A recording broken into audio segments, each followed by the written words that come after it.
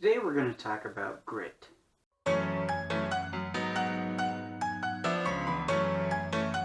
Grit is the measure of passion and perseverance toward long-term goals.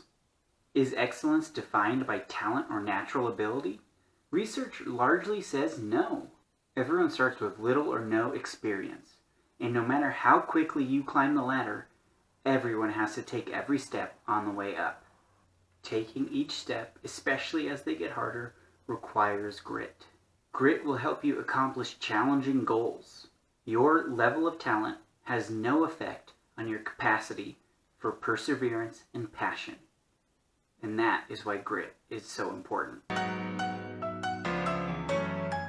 How much grit do you have?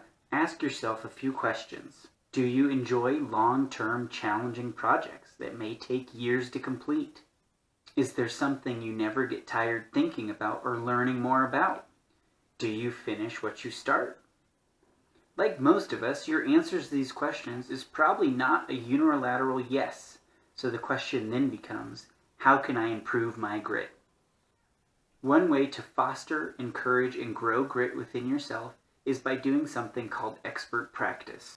The idea behind expert practice is to pick a small sub-skill of a larger skill that you'd like to master. Practice that sub-skill with 100% focus, but limit yourself to only 15 minutes or so at a time. Get feedback from experts in that sub-skill, reflect on that feedback, and go back and practice it again. You should choose a skill that is very difficult for you and be all in. No distractions. That's why we're only starting with 15 minutes at a time. Expert practice can be difficult, tiring, and frustrating. So it's important to make sure that you follow expert practice with some rest or something fun. You can do expert practice up to a couple times a day, and you can do it almost every day of the week. It can be tough to find all the necessary sub-skills of a particular skill, so we're going to try an exercise. First, think of a skill or technique that you want to master. Next, think of a person who is a master in that particular field. Then, think of all the skills they had to practice before they became a master, and pick one of those skills to start working on in your expert practice. Where can we apply expert practice to what we're doing right now? Is there a particular swimming or non-swimming related skill that you want to improve? Think about ways that we can modify expert practice to use it in our normal swim practices. Show grit. Don't be afraid to work hard towards your goals. Be open and honest about your frustrations, but make sure to focus on what you've learned and the experiences you've gained from the process.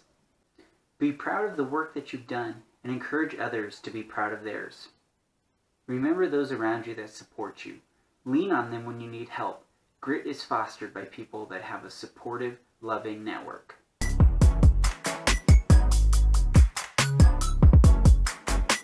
Let's look at some of our practices this week and see if we can identify examples of grit.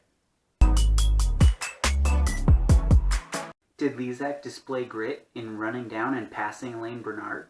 Do you think Jason Lezak used expert practice?